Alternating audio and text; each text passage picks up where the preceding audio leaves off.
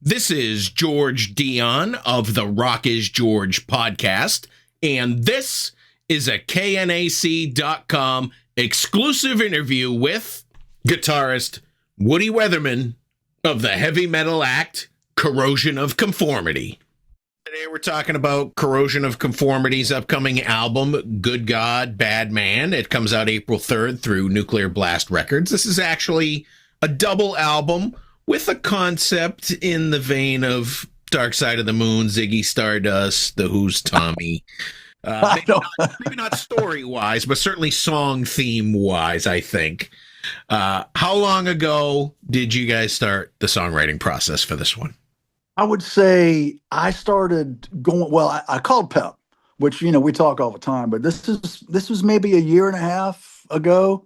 And I'm like, dude, this album's not going to get wrote if I don't come down and if we don't get started, So I'm like, I'm hopping a plane. I'm headed to New Orleans and we're going to get cranking on writing this thing. And we did. So I would say close to 2 years, a year and a half anyway, we spent messing around, writing tunes, rehearsing, practicing, having a blast, having a great time, And so it took a while. It doesn't happen overnight, not with us.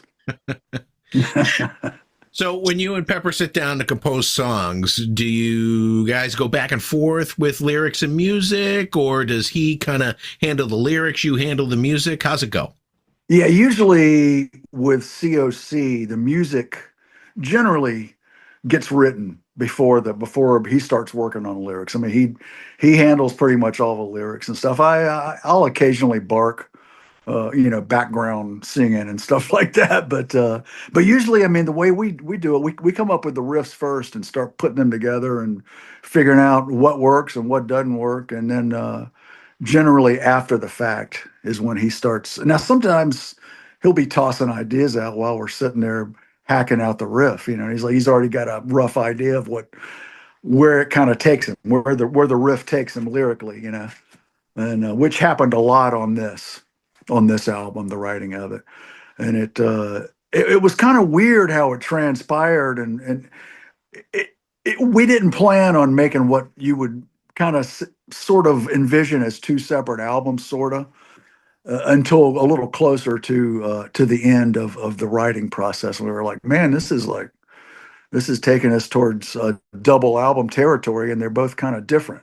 So the track listing and how they show up on the records, it's really is kind of like two different albums. So how would you say that the two sections of this album differ from each other, the Good God versus the Bad Man? Yeah, I mean, I think both sides have aggression. There's a lot of aggression there and just rawness, but I think the first album, the Good God, kind of has some of the more rawer material on it, I would think, and we kind of go off in corrosion territory a little heavier on the second album. Because people have tried to pigeonhole us with different. Oh, you guys are stoner rock, or you're punk rock, or you're doom or whatever. We're just a kind of a rock band that kind of delves off into all different directions, and probably the Baad Man side, or the Baad Man record, since we're treating it kind of like a double record, is kind of goes off in the trippier side of things.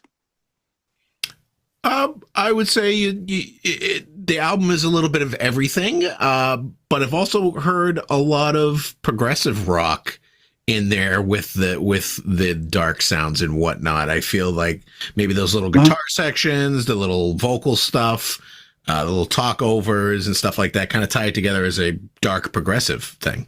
It kind of is, and we so many of the songs are kind of strung together with little bits. We've always kind of dangled little instrumental parts in the past, like actually pieces, like songs, but we didn't really do that much on this time. There's one or two little ditties, but we tried to tie the songs together with little musical storylines, I guess you could say, and I think it turned out pretty good. So you and Pepper get all these demos together. How does producer Warren, is it Warren River, assemble the final product? Warren Riker, yeah, he's he's got 3 more Grammys than I do because I have 0. But he's a big time producer. Now Warren's great. He came down and spent a lot of time with us during the writing process, even doing helping us do some of the demo work after we kind of got the initial stuff going. And hats off to Warren. He's an amazing, and he's a great musician in his own right too. But we had a lot of fun just with starting out with just Pepper and I, and then Riker showed up, and it wasn't long until Bobby Rock came in and started laying some bass lines down and some ideas, and of course Stanton. Once he showed up, it all tied in together, and that was sort of how it went. It was like Pepper and I getting some ideas, and then Warren coming down to the pad, to the studio, and helping us get all the stuff, the rough ideas on tape. And he was like stayed with us until the real actual recordings. It was probably the most fun I've ever had making a record. You guys recorded this one in a couple of different studios, correct? We did. We went to Dockside there in Lafayette, Louisiana. And that was where we captured most of the drums because they had a really big, nice drum room, and all the old classic compressors and, boards, fancy boards and all that stuff. I don't know anything about that stuff, but apparently every once in a while you need some fancy gear to make a good record. So we did that. And a lot of it, we did go down to Miami to Mr. Gibbs' home studio. Our buddy Stephen Gibbs, his dad happens to be Barry Gibb from the Bee Gees fame. But we did a lot of stuff down there, a lot of guitar work, and had a blast hanging out with Steve Gibb and his dad coming in with his coffee mug in the morning and wondering what the heck we're doing in his house. But he was very accommodating. And really, the majority of guitar work and bass work and stuff was done at Pepper's place. A lot of it. So when you present a album, essentially a double album, to the record label, does somebody step in from their end and say, "Hey, wait a minute, maybe we should make this 2 separate albums instead of 1 big album"? That thought was brought up to us, but it didn't seem right, and it was. This thing is just too cohesive to really break up into truly two separate albums. It could have been done, lengthwise, it compared to a lot of albums, it's double album lengthwise, not it's like some of the classic records I dig. You listen to like Slayer's Rain and Blood. That whole album is like 25 minutes or so, the whole damn thing, It's like I had it on cassette once, and it was like both sides of the cassette were the whole album, So Exactly. And it was brought up, Nuclear Blast gives us a lot of leeway on kind of what we want to do, and they try to accommodate it. But it was brought up that, hey, you got enough stuff here to really do 2 albums, and we were like, it's too cohesive to really break up like that. The first single you've released off the album is "Give Me Some More." How did this song come together, and what's it about? Well, I think Pepper mentioned it, and I kind of agree. He was like, "Man, let's just play like we're 17 or 18 years old again. Let's just go. Let's keep it raw as hell, and let her ride." And we did, and had a blast. And sometimes you just gotta throw everything out the window and just have fun. And that's a classic case of that. And we got another single coming out next week, believe it or not. Another video. We're making a video, another one. And then we might do another one after. Who knows? We'll see. But there's another one coming out next week off the record. So I'm sure you all will get a heads up here pretty shortly. You got a couple of guests on this particular song. You got Al Jourgensen from Ministry, and you got Monte Pittman from Madonna's band. Were they just hanging out in the studio when you recorded this one? You grabbed them in? Yeah, we did actually. They did pop by the studio, and Monte, he does play guitar for Madonna, but he's also in ministry. He's also one of the guitar players in ministry. So, but it was fun having old Uncle Al and Monte pop in and do their thing. Add a little extra hot sauce to it there. It was cool. I went online to a couple weeks ago to try to purchase the colored vinyl variant. You guys already sold out of it, and Yep. fortunately, you've made it available again, and I was able to get that one. But It was a different variant. Yeah. it must have been nice to get that kind of response when you only have one song out from a double album. Yeah. Well, it sold out so quick on our site. It was like a couple hours or something. We were like, when we got on the horn to Monte Connor, who's our guy at Nuclear Blast, and we're like, dude, we got to make a different variant. We got to make another variant because they're all gone. And like I said, the Nuclear Blast dudes are very accommodating to us, and they were like, all right, we'll see what we can do. And it's like a day or two later, they were like, yeah, we can do a different variant. We know people like these colored vinyls and stuff. And we were like, okay, cool, let's do it. And they did. So we got another one up, and then that one got gone really quick on our site. I think Nuclear Blast still has a few of them, but and it's different than the gatefold, which is the black vinyl version. It's like it actually is two separate records. The colored ones, which is totally different than the regular vinyl. So I'm sure there's a lot of collectors out there that like to get that kind of stuff. What do you think about this whole resurgence of physical media after we went all digital and now there's clamor to have all our physical media back? Yeah, right. It's kind of funny. I was always a vinyl guy. I've got a lot of vinyl, but as you can see back behind me, I also have a lot of CDs, and there was that time back in the late 80s, early to mid 90s where people had everything on vinyl, but they had to rebuy it and get it on CD. Remember that? I mean, you probably lived through that. And so that was me too. But now it seems like a lot of people enjoy, the old school flipping the vinyl over and putting slapping the needle down and listen to the little crinkle and all that. I mean, people are back into it, which is cool. I like that too. It gives you it gives you the true artwork, because back in the day you had the big gatefold or the big, the vinyl, and you're like, oh, that looks cool, man, And so people are back into that now, and it's awesome.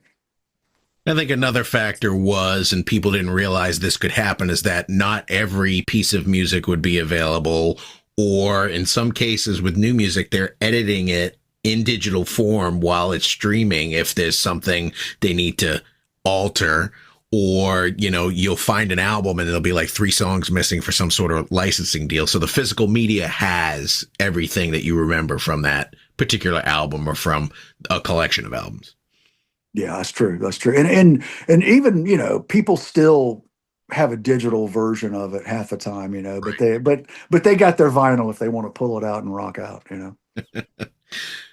Corrosion of Conformity is going to be hitting the road in North America starting on April 7th in Atlanta, Georgia. When was the last time you guys played North America? Well, we just got done with the Judas Priest, Alice Cooper tour. That was in October, November of 25. And we pretty much did the whole country with those guys. That was, talk about a good time. One of my dreams come true, getting to go on tour with Judas Priest and Alice Cooper, who were fantastic. But that was the last full North American tour. So that's been 3 or 4 months ago, 5 months ago, whatever it was. But this will be the first time in a while going out and doing a bunch of our own headline dates, and we're doing a bunch of shows with our buddies in Clutch too. So we're going to cover some ground, and there's some West Coast dates that have not been announced yet, but we are headed out y'all's way, out to La La Land and Frisco and all that other stuff. So we're really making the rounds on this one. You mentioned teaming up with Clutch. You're also going to be, depending on the markets, you're going to be with Crowbot and Whores and JD Pincus from Butthole Surfers. I know you've played with Clutch before. Have you played with Crowbot or Whores or JD Pincus? We never have, but JD Pincus just so happens had a band with Bobby Rock, our bass player, called Honky, and they were around for a very long time. So yeah, we've played a lot of shows. We COC played shows with Honky back in the day, and of course Bobby Rocks has played many shows with Pincus in that band. But so it'll be kind of a hometown reunion, playing shows with him and Clutch. We've done a lot of touring with Clutch through the years. They're good buddies. You mentioned that you're going to be adding West Coast dates soon, and you're also going to be heading overseas for the summer. Yeah, we got two trips overseas. We're doing the a bunch of our own dates, sort of wrapped around festival dates in June, and then I think we go back in August for more of the same. Like they have a bunch of festivals in June, and they have a bunch of them come back in August and late July and stuff. But we're tying in a bunch of our own headline shows and jumping on some of those festivals too, in between the North American tours. I'm pretty sure we're coming to the West Coast in July. They just haven't announced it yet. How much of the new material from this album are you able to work into the set? That's been a question. We're rehearsals are starting up next week for the tour, and it's always something you want to at least squeeze a couple of brand new tracks in, and we may try to do more depending on what's going on. But we can't forget the Deliverance and the Wiseblood album and the Volume Dealer and the in the Arms of God and all those albums. There's a song or two from each one of those we want to throw in because we enjoy playing them, but also people would maybe get a little pissed off if we didn't do their song that they want to hear off of those albums. Yeah, fans tend to want to hear the hits. Promoters want to book you, and they want you to play the hits too. I feel like you could play this new album in its entirety somewhere at some place, and people would absolutely eat it up. Yeah, I mean, I agree. I think this album's going to wind up maybe possibly being considered one of our best albums. I don't know. We'll see, but I kind of think that way, and I think there's several tunes that will remain viable in set lists for years to come. So we'll see what happens. We'll see how many we throw in right off the bat. At least two or three. I agree with you. One of your best albums definitely got me excited about the band again. I'm like, why did it come out in April? I'm going to forget about this when it comes to best albums of the year, but it's definitely my favorite album right now. Great. Awesome. 2026 marks the 30th anniversary of Corrosion of Conformity's fifth studio album, Wiseblood. That followed Deliverance. Was your last album for Columbia Records. What do you remember about putting this one together?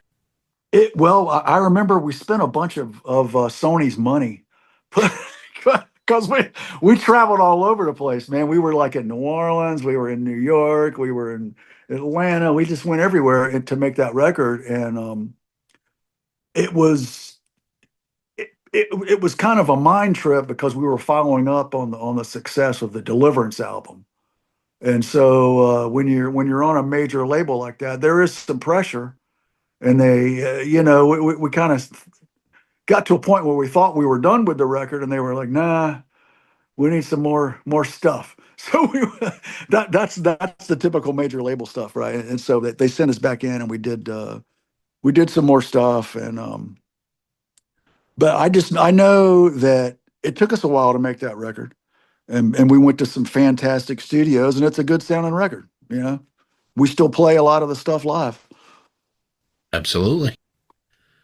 James Hetfield of Metallica made an appearance on that album. How did that end up happening?